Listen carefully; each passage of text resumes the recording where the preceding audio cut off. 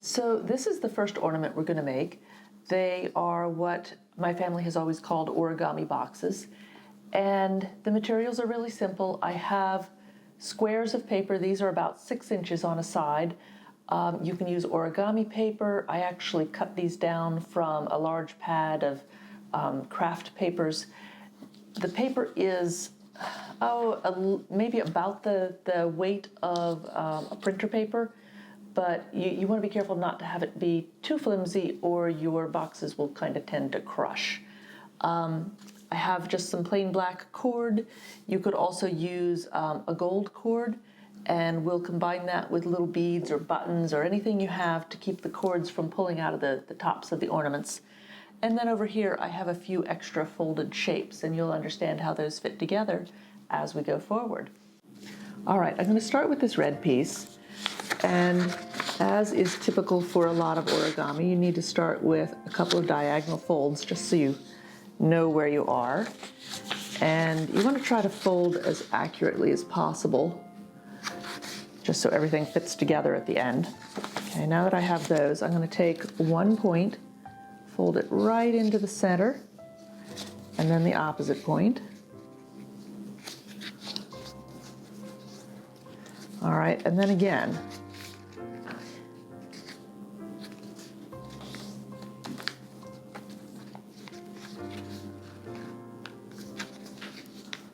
Okay, and then we're going to fold the ends in.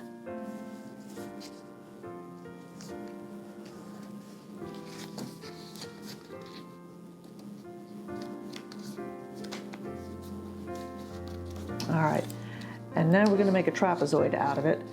It's important when you're doing this to always fold the same side of the trapezoid down and the same side up. So this one's my down side, and this one's my up side. You need the exact same shape repeated or they won't fit together. And now, so it won't stay closed until I tuck those under. All right, and tuck this one under. All right, now I need to put some creases on it. I need to have the open folds to the outside of my shape, and that'll become important later. So I'm going to put a couple of folds this way. Okay, so I've just folded it up into a little square, and then I'm going to fold one diagonal like that. All right, so there's one. Let's make another one. We're going to use crazy stripes this time. Yep. So first a diagonal,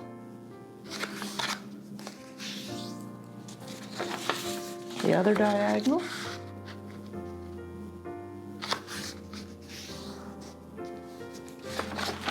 and points in.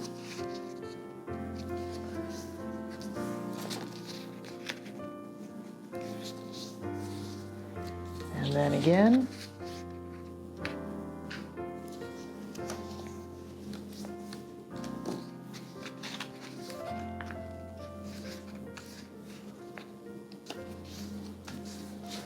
All right, now my ends go in.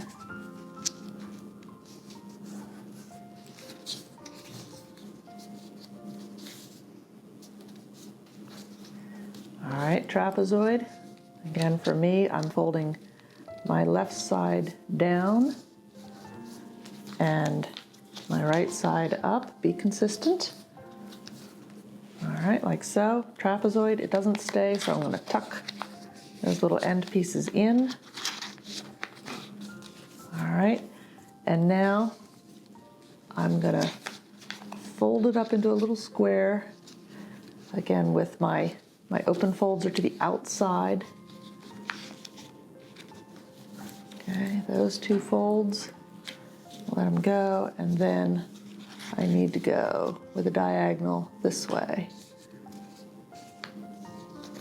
All right, that's two shapes.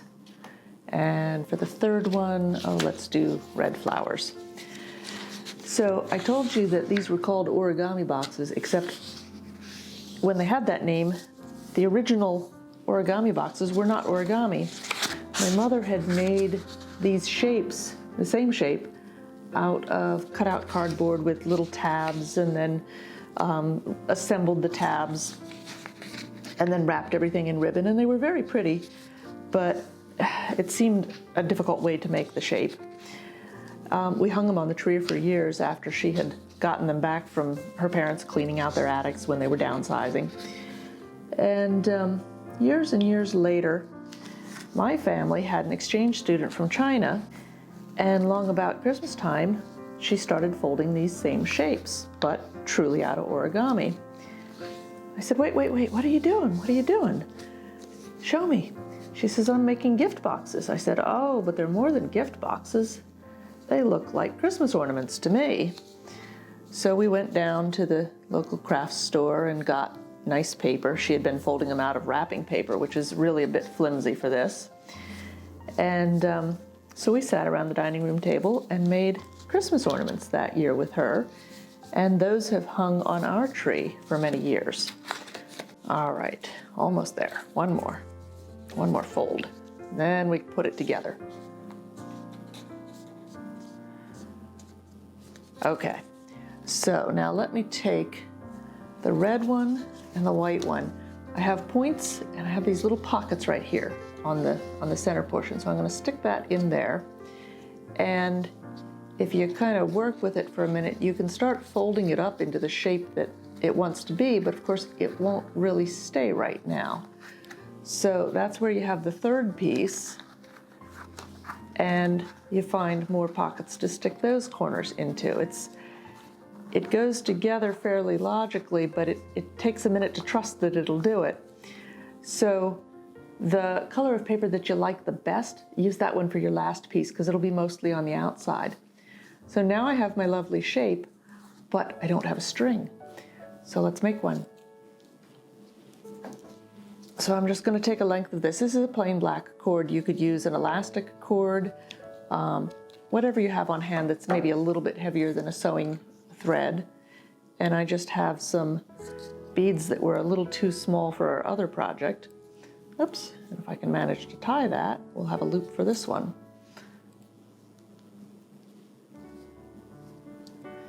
All right, and what I have to do is find a spot where I can untuck this. There we go. I'm going to slip the bead and the knot inside and then tuck it back. And there we are.